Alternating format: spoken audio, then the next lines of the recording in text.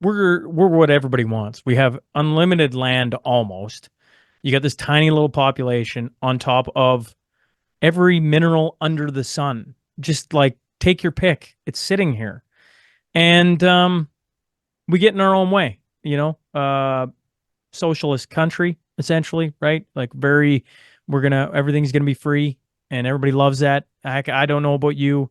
You left a long time ago, right? I mean, obviously we've chatted about that on my side, but like sitting here as a younger guy, I remember thinking, oh, free healthcare, what a great idea. Now they want free childcare. That scares the crap out of me as a father. Like free is not free. We're learning that. April 1st, we got the carbon tax goes up again. And like What things is it are at now? already, Explain the carbon tax because people always hear about it, but this is like a country who's actually doing it. yeah, so it's just it's a tax on anything that emits carbon. So you pay tax on your heating your home, on your fuel, so your gas. But now let's go back to the size of our country. How do we get all of our goods across the country? Not magic. It's largely mainly by trucking. So now you're taxing anything that moves in our country. So goods automatically go up. Well, where does that price go? Doesn't it? Sure, it gets pushed on to the person moving it, but eventually we all know it ends up at the consumer, and that means all of our food's more expensive. Anything that moves is more expensive. Heating your house. Well, they want us to use wind and solar, but in Alberta we all use natural gas, so our cost of food or cost of heating goes up. If you're a farmer, fertilizer, everything, it's going up. And April 1st, it's every year on April 1st. This is no April Fool's joke. I wonder why they picked that date. I'm like, this is insane. Every year it goes up. So every year on April 1st, everything across the board gets more expensive. And so this has been the big push on Pierre Poilievre's, coming to power, we assume, in being the next prime minister of Canada. That's what it certainly looks like. Is his first thing he's going to do is axe the tax. It's like, well, yeah. I mean, or we got this tiny population, this giant landmass, and somehow we're billed by our own leaders. I don't think anyone else in the world is saying it, that we're like destroying the world. We're the worst human beings ever. We have to switch to wind and solar. Wait a second. I just had minus 28 Celsius here the other day. I'm like, so how am I going to heat my house? Or do you just want us to die? Is that what we're going to do? So you have like this insanity just seeped into Canada politics, Canada ideologies, these different left leaning groups. And it just doesn't make any sense. Like Alberta, the superpower of natural resources, last winter, almost this time exactly, had brownouts. We had a emergency alert go out. Everybody stop using power immediately. We're running out. And you go, well, why is that? Well, simple math is we're removing the things that give us continuous power. We're going to things that are intermittent. And yeah, like this DEI world, this we're gonna save the planet and we're gonna do it this way. Meanwhile, they don't see the red flags that are happening everywhere, and we've seen them here, even in one of the strongest resource, just rich provinces, not only in Canada but the world. And we're seeing brownouts here. It's completely ridiculous. Like I used to think a lot of these things was just stupidity and ignorance. Now I don't believe that anymore. I actually think it's by design. I think that it would literally be impossible to make so many bad decisions just by mistake. Like I think it's purposefully trying to bankrupt and corrupt things. Like it's pure Well, that's evil. why I always have different people on my side, because like when you're living it, you're like, oh, maybe it's maybe it's not as bad as you think it is, right? And then you bring on people from outside the country, outside the province, all over the place, and you start to go, I don't know. Smells like a duck, walks like a duck, it's probably a duck. And like Canada was a great nation. Everybody knows it. Everybody, for the most part, by now knows about Agenda 2030, knows about all these different things coming in. And you go, it feels like it's by design. We all know Justin Trudeau is a lackey of the WEF, right? Like, I mean, and at this point, if you even are, I don't think I have to tell that your community. I think that your community probably sees it for what it is. It's probably Canadians that still wrestle. Well, it can't be that bad. I mean, it's that bad. It's It's Stockholm simple as it's syndrome. that bad. Yes. It's Stockholm syndrome through and through and through. I mean, this is well documented by psychiatrists, psychologists. It's Stockholm syndrome. They don't want to believe what's going on, and then they sympathize with their oppressors, with their abusers, and this is what you get. It just keeps getting worse and worse and worse, and they just keep pushing them further and further and further. And people are having breaking points, by the way. This is like a lot of people have left. Like we were just chatting, before, and I would say 20% of my audience is Canadian, but 50% of my client base is Canadian. So it's like you have the US, which is 10 times the population size, still only makes up the same amount as the Canadians. So that's a higher percentage of Canadians who are leaving because of this weird, wacky stuff that they're doing in the country. Well, that audience that you stood in front of in Lloydminster, I'm going to argue out of the 250 people that showed up, we're going to say 246 of them were Canadian. Now, am I off by a couple? You get the point. And of the 246 Canadians in there, I'm going to say 243 of them have contemplated leaving Canada at varying degrees. Even if they're like, I'm never leaving, they've contemplated it.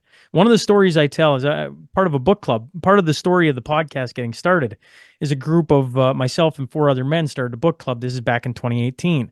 And in the darkest days of COVID, right before they said you couldn't, well, they'd already put it out. On this date, you can't leave the country if you're not vaccinated. And on that day, or about 2 days before, we met out in the middle of nowhere, no phones, and we all had this conversation. And when I tell that story, I'll get because my listenership is very engaged in my in the podcast and the different guests I bring on. The amount of people that text me saying they did the same thing or similar things or had their plan B or had they're gonna pay for a ticket onto a boat and the boat's gonna take them here. They got this exit point in Alberta or they got this private plane. Like there's been a ton of energy sunk into how to escape Canada. And when I say that, I'm like, I almost stopped to just think about that because it was only 10 years ago. I would say just before Justin Trudeau got in, nobody. I mean, okay, a small percentage, 1%, less than that, were ever thinking about leaving Canada because they thought it was going to be this tyrannical place that they could no longer live in and be who they are. And here we are in 2025 now. And I would say the brain drain, the economic like flow out of this country has been insane. I know way too many people now that have left or are contemplating leaving. And I mean, some of that's come from or has gone through you. I'm quite sure, but it's just been wild to watch. In my short lifetime, the direction a country can head. At times, it feels like, oh, it isn't that fast. But when you look at a life, like over a 9-year stint of Justin Trudeau, I guess soon to be 10, that 1 decade, like he's taken Canada from one of the greatest nations under the sun who got along with everybody to the laughing stock of the entire Legit. world. Yeah, legit. And I think I was looking at some statistics the other day, and it was talking about um, basically racism, hate crime, all of these types of things before he got in and after he got in. Like when he got in, he started with all these little subgroups and, you know, trying to celebrate all these different holidays and all these things, going with the Sikhs and with their dress and with this group and their dress and another one and like all of their outfits and things like that. And he starts telling all these Canadians that they're so racist and there's all these horrible things and these hate crimes. We have to be more inclusive, more inclusive, more inclusive. And now you look around and it's like the opposite. Like it's gotten 1,000 times worse. Like we saw the same thing with Obama, by the way, when he got in. Like I didn't think of the US as a racist place whatsoever. And after him beating the drum nonstop about how racist it is, well, that's like what they created there. That was like that's also by design. And we saw it with Justin Castro. Like, I mean, he came in and put all of these things in place. But I never grew up in a country and thinking that it was racist. Like, that's so weird for me. So weird. Yeah, well, I think Canadian values up until Trudeau was in was like honestly was Christian values, right? Like honestly, it was people will break it down a whole bunch of different ways, but it was basically be kind to your neighbor, right? Treat them as you want to be treated. And certainly was there some nefarious characters in there? Yeah. Was there people who didn't like the First Nations? Yes, for sure. I mean, like you can go anywhere in the world and there's going to be people who treat other human beings awfully. Yeah, I mean, I don't think you can name one place under the sun that that doesn't happen. It's impossible. Human beings are very flawed and are very different across the globe. But like once again, growing up in Canada, people will point, well, there wasn't that many of X in Canada. It's like, okay, I don't know what to say about that. Right? Like, I mean, a good immigration policy, does it just open the borders and let everybody in? No, that would be a poor choice. We're seeing it in the United States. We're seeing it here in Canada. You know, just from a simple thing like as a person, what do you need? A little bit of money in your pocket, but certainly a roof over your head. Well, the last stat I heard on Canada, this is like okay, so before Justin Trudeau came into power, right around that time, we were building one home for every 1.4 people, roughly. You kind of get the point. Okay, it's pretty close. Now, for every one person, we're yeah, for every five people, one home. So you think about that and you go, the housing shortage here in Canada is insane. Like Justin Trudeau just announced the other day that they're putting in new laws so that they can um, basically change how Airbnb works because he looks at it and goes, "There's 200,000 homes right there. We can put people in them." And it's like, yeah, but that's somebody bought that. Somebody has a business model around that. Like that's I can get Someone's that somebody doesn't livelihood. want to live. Somebody doesn't want to live by a party house. I get that. So I get that. But we're gonna all of a sudden just change what you're gonna do with people's private property. I'm like, oh man, this is like that's just Canada. His ideas are not well thought out. Um, and he just continues to destruct, you know, Canada every single day. He can't get out of office soon enough. And, you know, Pierre Poilievre, I think, is going to be the next prime minister. That's what it certainly looks like. And from what I've heard, you know, you can have an election here as early as probably the end of April. That's what it's kind of trending to. But then it's like, okay, so Pierre gets in, and how long does it take to undo what has been done?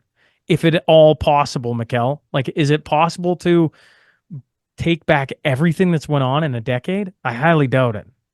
I highly doubt it. I mean, talk about drain the swamp. I mean, that would need to be done at a massive level. And like we talked about it the other day on your program, and I just don't know if Canadians are ready for a lot of the pain. If they want to balance the budget, if they want to, make all these changes, like I think the psychological damage that's been done to Canadians over the last, 5 to 10 years is really severe. Like I think that there are some serious psychological problems that are now in our society that I don't think people are ready to deal with whatsoever.